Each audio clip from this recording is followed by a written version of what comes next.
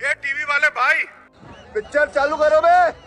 इनकी सरकार में और कांग्रेस की सरकार में हमेशा मुस्लिम बच्चे ज्यादातर या तो वो जेब काटते थे या रास्ते लूटते थे या उल्टे सीधे काम करते थे। ये बातें बताई नहीं जाती, नजर लग जाती है।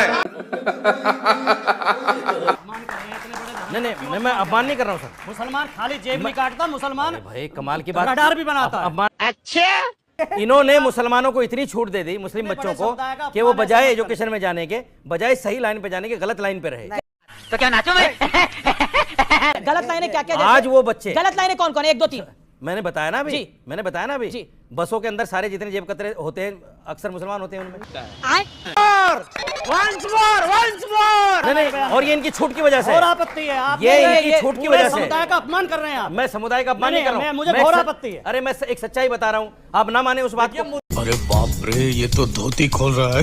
समाजवादी पार्टी की सरकार में गलत राह पे लगते थे, अब सही राह पे लगे हुए हैं। मेरा सवाल भाटी जी से है। जी जी जी। उन्होंने अभी कहा कि बीजेपी अगर मुस्लिम को सीट नहीं देती है या टिकट नहीं देती है तो भेदभाव करती है। मैं आपसे पूछना चाहता हूं, अगर आप सिख को, जैन को या और किसी धर्म के लोगों को अगर टिकट नहीं देते हैं तो क्या उनसे भेदभाव करते हैं? Good question, you are a good question. एक अच्छा सवाल है। ओके, एक सेकंड। और सवाल किसका है? हाथ खड़ा करिए। सवाल है मेरा सवाल मंदिर मस्जिद के ऊपर है, जो इन सब की जड़ है, भाईचारे को जो डेंट लग रहा है। जब इस्लाम में दूसरे के धार्मिक स्थल को तोड़ के मस्जिद नहीं बनाया जा सकता तो भारत का मुसलमान क्यों उसके पीछे पड़ा है कि कोर्ट में जाके प्लेसेस ऑफ वर्शिप एक्ट का ये करता है कि हमें प्लेसेस ऑफ वर्शिप एक्ट छोड़ क्यों नहीं देता? छोड़ क्यों नहीं देता? बात तो सही है। उन्होंने कहा प्लेसेस ऑफ वर्शिप एक्ट वो मुसलमानों ने नहीं बनाया, वो भारत की सरकार ने, भारत की सरकार ने बनाया। ओके, सुधांशु त्रिवेदी, मैं आता हूं इस विषय के ऊपर। गृह मंत्री अमित शाह ने एक बिल पेश किया है, उसमें भी कहा जा रहा है कि अब एजेंडा विवेक श्रीवास्तव को बुरा लग रहा है, वो बिल क्यों पास होगा, उस बिल से अब क्या क्या होगा, क्या कहना चाहते हैं आप? कौन है? मैंने इसे कहीं देखा है। यही तो बादशाह है। हाँ? मैं एक स्टेटमेंट कोट करना चाहता हूं, भारत की संसद में दिया गया स्टेटमेंट है, नेता का नाम बाद में बताऊंगा। This Bangladeshi infiltration has become a very serious problem and it is becoming a threat to the country and I am having list of both the Bangladeshis Muslims and the Bangladeshi Hindus. I want when this serious problem will be discussed in the parliament। ये किसने बोला था? 4 अगस्त 2005 ममता बनर्जी।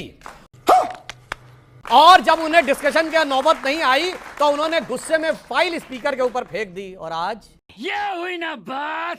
और speaker आज कहती हैं सोमनाथ चटर्जी पे भारत के अभी इसके बाद तो इधर तो पिछले कुछ सालों में विपक्ष ने ऐसी बहुत हरकतें की, वरना उससे पहले स्पीकर की चेयर के ऊपर फाइल फेंकने का वो भारत के इतिहास का, इवन ब्रिटिश टाइम से भी जोड़ ले तो इकलौता उदाहरण था। क्या बढ़िया था गुरु। ये सरकार एक के बाद एक कम्युनल बिल्स लाएगी जिसका सिर्फ एक ही मकसद होता है, मुसलमानों को तंग करना। कुछ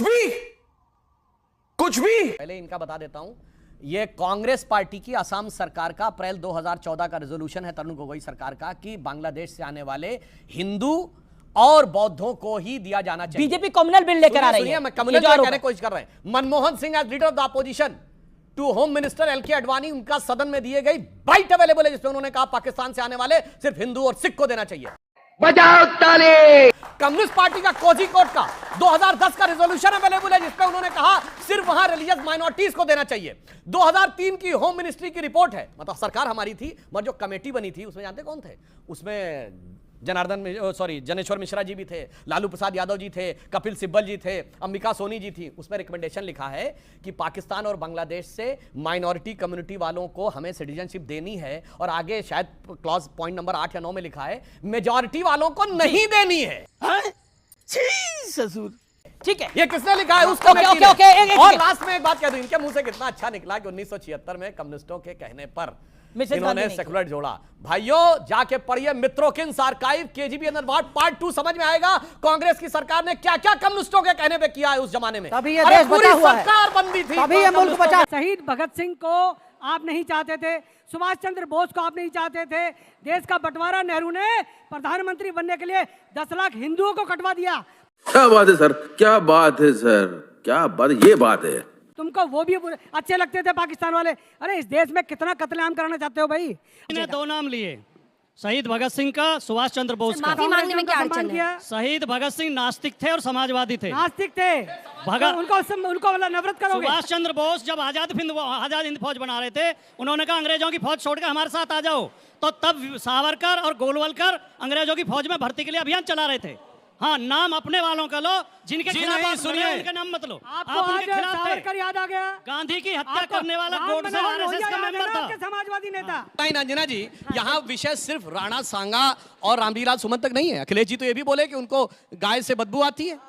इसका क्या लेना देना है भाई? गाय से नहीं, गौशालाओं के गौशालाओं से। हाँ, गौशाला के भ्रष्टाचार से। अच्छा, ये चारा खा रहे हैं, गौशाला देखिए गौशाला कैसे घुमाते हैं योगी जी, और चारा के लिए पैसा भेजते हैं, उन्हें खा जाते हैं बीच में। अब सुनिए, अब मैं उस भ्रष्टाचार से बदबू आ रही है। राजकुमार भाटी, आपने और मैं और आप दोनों किसान के परिवार से हैं। क्या मेरी माँ ने और आपकी माँ ने गोबर से उपले नहीं थे पे क्या? और उसी उपले की रोटी से हमने अपना पेट नहीं भरा क्या? हम लोगों ने भैंसे चराई, गाय चराई और उपले की रोटी खाई। आज अखिलेश यादव को बदबू आती है। कैसे कैसे लोग रहते हैं यार यहाँ पर। गाय हमारी माता है, अखिलेश को कुछ नहीं आता है। आप बताइए, दुर्गंध पसंद करते हैं इसीलिए गौशाला बना रहे हैं, हम सुगंध पसंद कर रहे थे इसलिए इत्र पार्क बना रहे थे। कि श्री रामचंद्र कह गए सिया से ऐसा कलयुग आएगा, गोपालक श्री यदुवर कुल में ऐसा नेता आएगा कि बकरे कटने में खुशबू लगेगी और गोमाता में बदबू पाएगा। और एक और बात कहना चाहता हूं, एक मिनट। और जिसको सबसे ज्यादा दुर्गंध नजर आती है तो मैं कहना चाहूंगा, गोमूत्र का anti fungal anti bacterial medicinal patent है यूएस में। पेटेंट नंबर है 6410059। अखिलेश यादव जाके देख लो। है तुम पर। एक दोहा सुधांशु जी ने बोला, एक मुझे भी याद आ गया। बहुत अच्छा। सीता माता रो रही बीजेपी के काम से, सारा चंदा खा गए मेरे पति के नाम से। चल झूठा। बताऊं कि कब तक आप कब्रों को खोद के इस देश को बांटते रहेंगे, क्योंकि और तो कुछ हो नहीं रहा है। मेरा सवाल ये है कि भारत के लिए इतने बहुत बड़े बड़े लोगों ने अपनी बलिदान दी है, तो उनके बारे में क्यों मजाक उड़ाया जा रहा है? और ये जो आप कह रहे हैं कि वो उनने धोखा दिया था, तो ये आपको सूत्र इसके कहाँ से मिल रहे हैं? बाबरनामा से या फिर आपकी कोई अपनी बनाई हुई? मैं नहीं बताऊंगा। और जब आप भी उनको वीर मानते हो तो आपको सॉरी बोलने में इतनी दिक्कत क्यों हो रही है? जी, मेरा प्रश्न ये है कि आप लोग ये कर रहे हो कि जाति प्रजाति को लेके हमेशा कुछ ना कुछ होता रहता है आजकल। क्या ये एक तरीका है, एक प्रोपेगेंडा है? मेन मुद्दों से लोगों को भड़काने का। मणिपुर वाला वो हुआ, कांड हुआ, कुंभ मेला में स्टैम्पीड हुआ, रेप केस हुआ कोलकाता में। क्या समय राणा वाला पे ज़्यादा कवरेज दिया गया? क्या ये सब एक प्रोपेगेंडा है, लोगों को भड़काया जा रहा है ताकि मेन मुद्दों से नजरें हटाई जा सके? देखिए सर, जो बीजेपी या करनी सेना आपसे मांग कर रही है ना माफ़ी मांगने के, अगर आप देश के महान वीरों के बारे में इतना गलत बोलेंगे तो आपको तो आपके पद से भी निष्कासित करना चाहिए और संविधान के अनुसार आपको कड़ी से कड़ी सजा भी मिलनी चाहिए। क्यों नहीं सेंसरशिप लगाई जाती है इस बात के ऊपर संसद के अंदर कि कोई भी किसी भी वीर योद्धा के बारे में कुछ गलत ना बोल सके? वैसे ये लोग सारे के सारे मतलब बीजेपी के ऊपर ये हिस्ट्री डिस्टॉर्शन का ब्लेम लगाते रहते हैं कांग्रेस वाले, लेकिन जब अब बोलने का टाइम आया तो ये बिल्कुल चुप रहते हैं अपनी बातों पे, बिल्कुल वो सॉरी भी नहीं बोला जा रहा है। जो भी संसद का स्टेटमेंट था वो बहुत गलत था, I completely agree. But on one hand आप लोग को लगता है कि हम एक जो यूथ है as a student we need to be educated, हम लोग को वीरों के बारे में पढ़ना चाहिए। ऑन द अदर हैंड आप हमला करवाते हो, तो how far is it justifiable and कौन रिस्पॉन्सिबल? पुलिस पर जवाब लेंगे। आखिरी के दो सवाल। हमला बिल्कुल नहीं होना चाहिए। मैं आप सबसे ये पूछना चाहती हूँ कि हमारे नेताओं को हमारे वीरों के अपमान का अधिकार किसने दिया है? मेरा सवाल ये है कि जिस तरीके से राणा सांगा के ऊपर यह अभद्र टिप्पणी की गई, राणा सांगा को लेकर जिस तरीके से बताया गया कि वो गद्दार थे, क्या ये शोभा देता है, ये शोभनीय है कि ऐसे महान पुरुष जिन्होंने देश के लिए त्याग किया, बलिदान किया, उनके खिलाफ इस तरीके के शब्द अभद्र टिप्पणी की जाए? क्या ये शोभनीय है? मेरा सवाल ये है कि ये जो प्रोपेगेंडा चलाया जा रहा है ये सिर्फ एक प्रोपेगेंडा है या 2027 की चुनाव की तैयारी है? जो 21% दलित वोट आप मांगना चाहते हैं और यूपी में अपना स्थान बनाना चाहते हैं? चलिए अब जवाब सबसे लेते हैं। माफी मांगने में क्या प्रॉब्लम है? तीनों के सवाल मुझे याद है, मैं लूंगी। कोई आदमी अगर गलती करता है, गलत बयान देता है, उसे माफ़ी मांगने में कोई दिक्कत नहीं होनी चाहिए। ये आदमी के बड़प्पन का प्रतीक होता है, बड़े हृदय का प्रतीक होता है।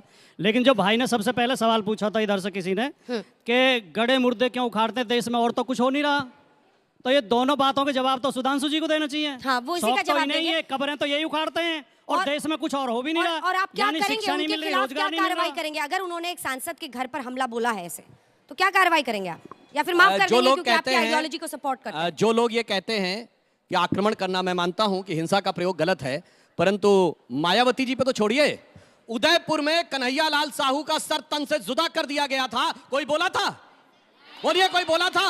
और कन्हैया लाल साहू ओबीसी समाज से थे, तब जात नहीं दिखी थी। क्योंकि यह भी याद रखना चाहिए कि जब ऐसी फोर्सेज उठती हैं तो किसी जात बिरादरी को नहीं छोड़ती हैं। मैं यादव समाज के लिए कहना चाहता हूं, 2007 में रमाकांत यादव बाहुबली भी थे, मुलायम सिंह जी के सबसे खास थे, आजमगढ़ सांसद क्यों छोड़ा था?